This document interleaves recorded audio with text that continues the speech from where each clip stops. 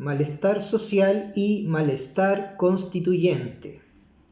El contexto político y social que justifica la publicación de este libro está marcado por los acontecimientos que siguen al 18 de octubre de 2019 y, en especial, su relación con el texto constitucional vigente y con la demanda por una nueva constitución política.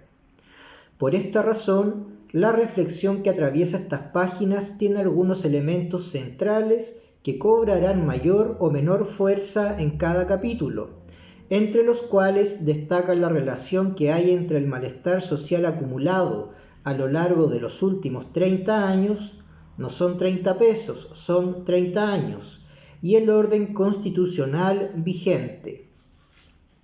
En otras palabras, tratar de comprender el conflicto social desde la perspectiva constitucional supone preguntarnos en qué sentido la Constitución tiene algo que decir sobre la forma en que se ha acumulado el malestar social en el último tiempo y cuál podría ser su proyección hacia una demanda constituyente. Quisiera proponer que el malestar social que se ha expresado, principalmente, aunque no de forma exclusiva, desde el 18 de octubre puede ser traducido como un malestar constituyente. En las páginas que siguen intentaré explicar por qué.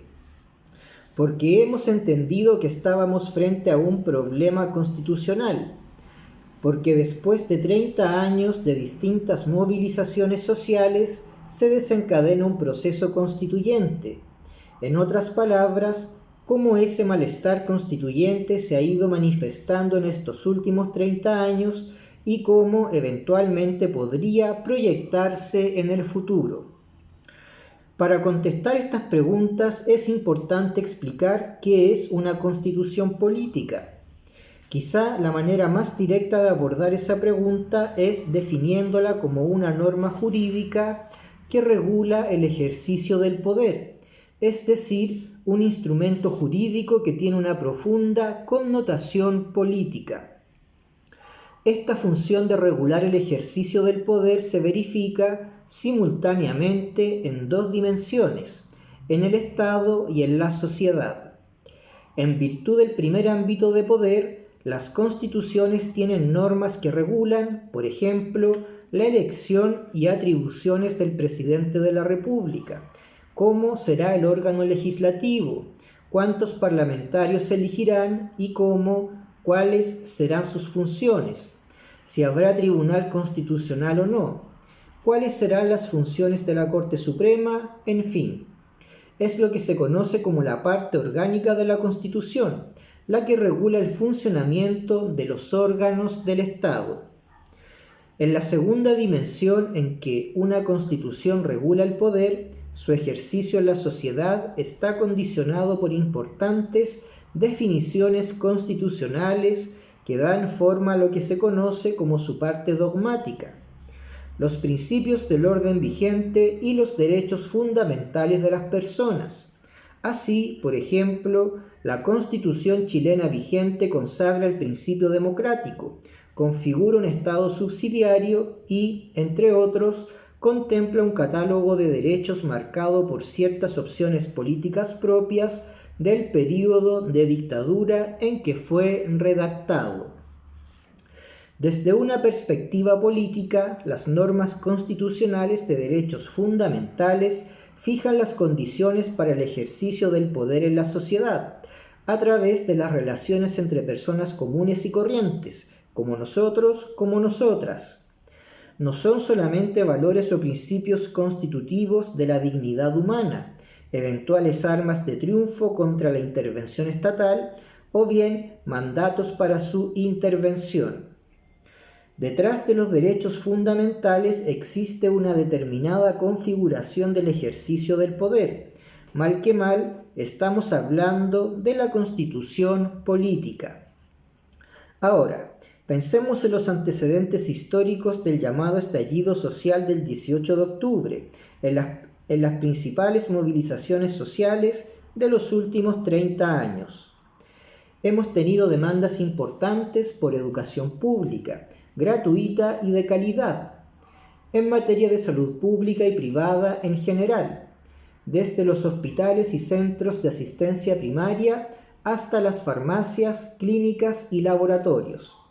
Hay una demanda muy profunda en materia de pensiones, en contra del sistema de capitalización individual administrado por las AFP, que ha sido incapaz de pagar pensiones justas. Existe un problema significativo en el trabajo, con salarios precarios, lagunas importantes en nuestro historial laboral y un considerable problema de abuso de poder y acoso laboral.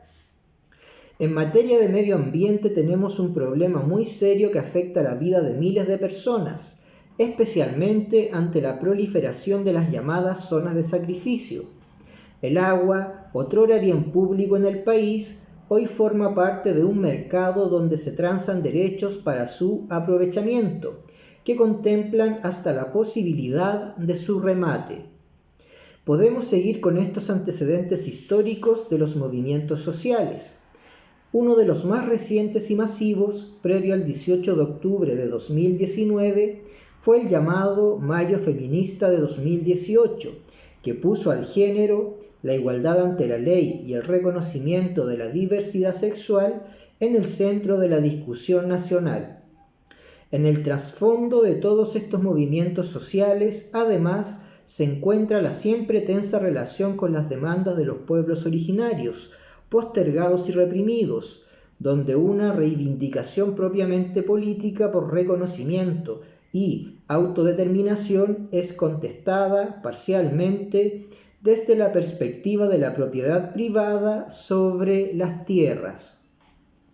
Esta disonancia hace casi imposible avanzar hacia una solución satisfactoria, no solo porque las demandas de los pueblos originarios no se agotan en las tierras, sino porque el sentido que tiene la idea occidental de propiedad privada no es comparable con el valor que tiene la tierra y la naturaleza para los pueblos originarios. Como es posible apreciar de esta apretada enumeración, se trata de diversos grupos que se venían movilizando hace años, demandas que se han estado solidificando a lo largo del último tiempo sin conseguir cambios estructurales y que alimentaron ese estallido social, remeciendo a un país adormecido por el aroma plástico de las tarjetas de crédito, quizás hipnotizado por las aparentes virtudes del crecimiento económico neoliberal, con su sobreendeudamiento y sus carnavales publicitarios. Números macroeconómicos espectaculares en un contexto de economías familiares precarias y sobreendeudadas. En ese lánguido pasado, vivir en medio de desigualdades sociales no importaba tanto como disfrutar de los logros personales, casi siempre materiales y superficiales. A solo 4 días del estallido se dijo: sabíamos que había desigualdad, pero no sabíamos que les molestaba tanto. Una de las frases que evidencia el abismo que divide a la sociedad, una colmena llena de abejas obreras gobernada por unas pocas abejas reinas. Existe un malestar social que se viene larvando desde distintos sectores, cuyas principales demandas sociales tienen como eje principal las condiciones de reconocimiento de los derechos, cuyo ejercicio depende de cómo son regulados por la Constitución. Esas regulaciones dan forma a diferentes tipos de relaciones sociales, todas ellas atravesadas, configuradas y determinadas por la forma en que la Constitución regula y reconoce, mejor o peor, los derechos fundamentales. Todas estas demandas sociales tienen un factor común: nuestros derechos. Como esto se trata de una lectura política del fenómeno de los derechos fundamentales, destinada a explicar la relación entre el malestar social y la demanda constituyente, es clave detenernos a revisar algunos rasgos característicos de la forma en que la Constitución vigente regula los derechos, su mercantilización y las lógicas de acumulación del poder.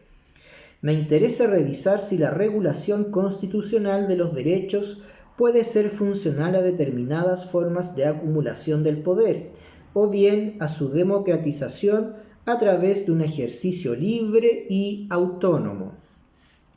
Puede ser un criterio muy importante para nuestra participación en el proceso constituyente. Por ejemplo, nuestro sistema educacional es bastante deficitario y funciona sobre la base de una radical segregación socioeconómica, que termina siendo funcional a ciertas lógicas de reproducción del capital cultural, que se vienen arrastrando desde el siglo XIX. Familias que se educan en los mismos colegios, en las mismas universidades, en las mismas 2 o 3 carreras, derecho, medicina, ingeniería comercial, y copan, por supuesto, los mismos puestos de poder político y empresarial. Siempre en la capital. Aquí hay una determinada forma de regular el ejercicio del derecho a la educación en la Constitución vigente, que la concibe como un bien de consumo y desde el carácter subsidiario del Estado.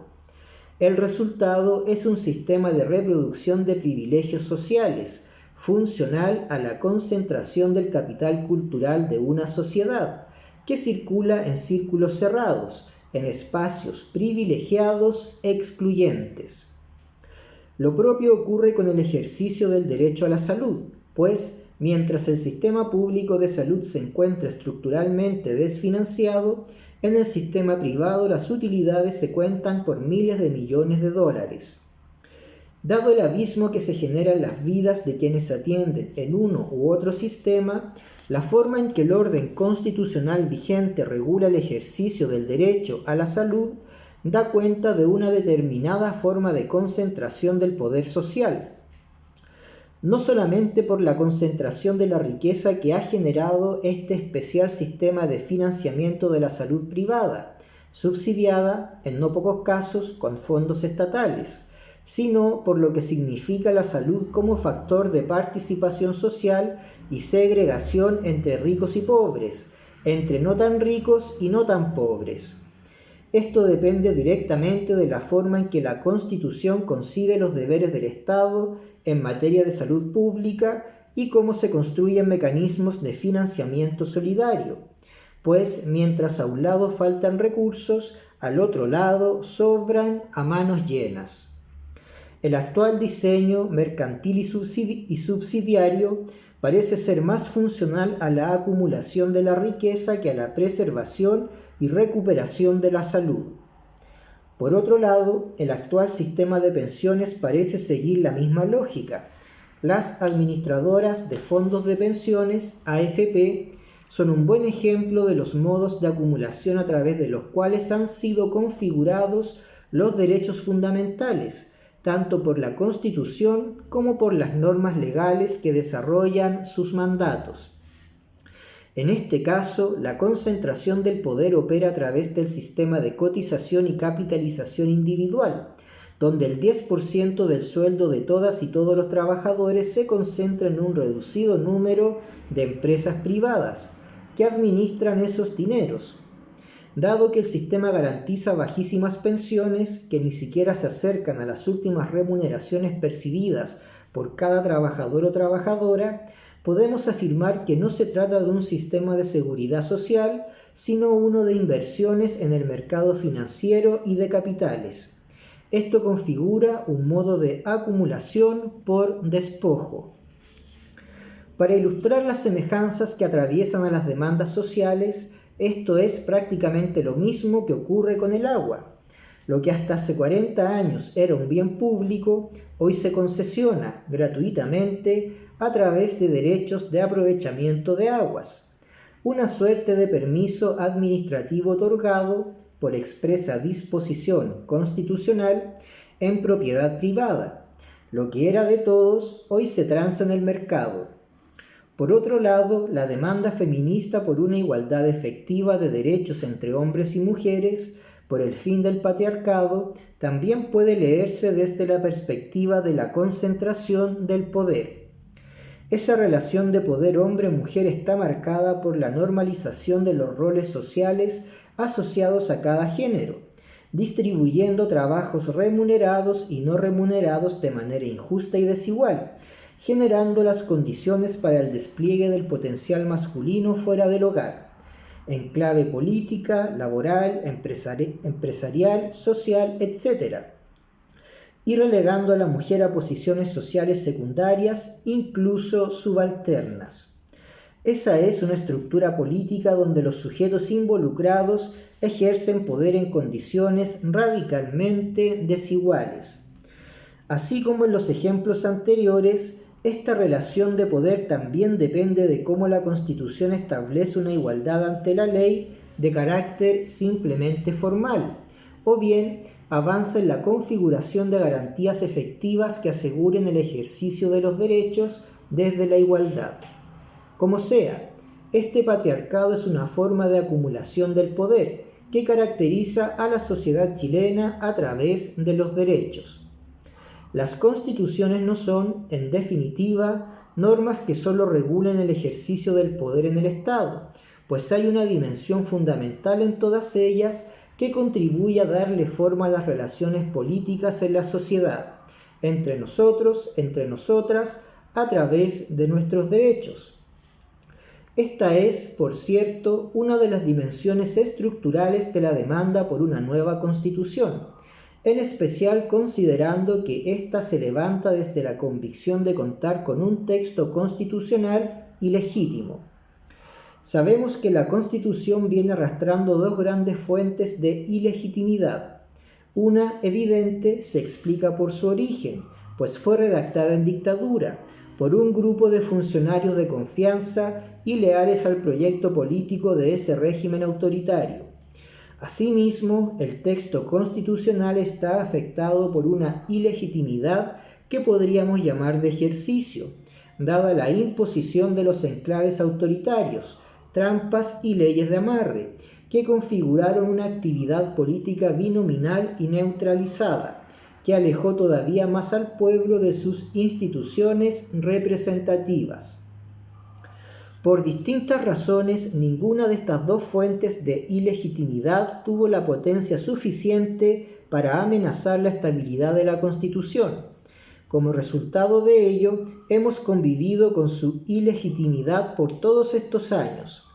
Los evidentes problemas que aquejan a la institucionalidad vigente, relacionados con las leyes orgánicas constitucionales, el Tribunal Constitucional, el sistema binominal, los quórums calificados, las iniciativas exclusivas del presidente de la República en materias importantes, entre otras, lograron subsistir sin reformas profundas en los últimos 30 años. Por cierta corrupción de la clase política y de los mecanismos de representación, incluso por cierta desidia de nuestra parte, estas ilegitimidades lograron sortear las turbulencias políticas y sociales del último tiempo hasta ahora. El malestar social se venía acumulando, la molestia con la clase política, la impunidad ante las violaciones a los derechos humanos en dictadura, la cultura del abuso, la concentración del poder, la precariedad de la vida. Aquí se viene gestando una tercera fuente de ilegitimidad del orden constitucional vigente, una ilegitimidad que, ahora sí, tiene la potencia suficiente para cuestionar su legitimidad desde la raíz. Un cuestionamiento sin sofisticadas teorías ni tecnicismos jurídicos. Una crisis de legitimidad que alimenta un cuestionamiento que se levanta desde la cotidianidad, desde la experiencia, desde nuestras prácticas políticas, laborales, sociales. Un malestar constituyente que se levanta contra una forma de ilegitimidad que atraviesa nuestras vidas. Diversos conflictos sociales en 30 años, todos marcados por formas de acumulación del poder, un modelo neoliberal en un Estado subsidiario, derechos mercantilizados y precarios, segregación social. Esta es la configuración constitucional de un determinado tipo de sujeto titular de derechos y de obligaciones, un sujeto neoliberal, un consumidor que reemplazó al ciudadano y convirtió al mall en un lugar de encuentro, pero no para el diálogo, sino para una relación social superficial, despolitizada, clasista y segregada. Ese es el sujeto que revienta el 18 de octubre, no revienta por la frustración de no poder acceder a bienes de consumo, sino por la precariedad estructural de la vida, el sobreendeudamiento, el abuso de poder. Esta tercera forma de ilegitimidad se explica por la forma en que la Constitución nos configura como sujetos políticos desde nuestras capacidades de consumo. Cómo el ordenamiento constitucional determinó la forma en que este grupo de patipelados ejerce poder en la sociedad, desde la concentración del poder territorial, el patriarcado, la privatización del agua, el extractivismo, la opresión a los pueblos originarios, la segregación social en materia educativa y la que deriva de los graves problemas que tenemos en salud pública, en pensiones, en el trabajo. Un sujeto configurado en dictadura y moldeado por la Constitución en clave neoliberal mercantilista. A mi juicio, esto es lo que revienta en octubre de 2019. Este es el malestar acumulado, expresado en demandas sociales ninguneadas, incluso reprimidas. Fuimos constituidos como pueblo desde ese malestar, un malestar constituyente que configuró una comunidad política marcada por el ejercicio neoliberal de nuestros derechos fundamentales, derechos precarizados que alimentan prácticamente todas las demandas sociales de los últimos 30 años. Detrás de ellos está un sujeto político neoliberal, cuya precarización estalla el 18 de octubre. El malestar está directamente relacionado con aquellos espacios constitucionales que configuran nuestras vidas, que modelan nuestra cotidianidad, que atraviesan nuestras relaciones sociales, políticas, familiares, laborales, que traspasan nuestros cuerpos, y esas formas son nuestros derechos fundamentales. Hoy por hoy, ese malestar constituyente busca constituir, busca expresarse en clave positiva, abocándose a un proceso que nos permita una nueva configuración de las relaciones de poder político y social, tanto en el Estado como en la propia sociedad. Eso es una nueva constitución. Y es que, si bien una nueva constitución no será la solución a todos los problemas sociales que han causado la acumulación del malestar, lo cierto es que la constitución vigente es parte fundamental del problema, por lo que cambiarla es parte fundamental de la solución. La experiencia política de los últimos 30 años nos demuestra que no basta con reformas, es necesaria una constitución nueva.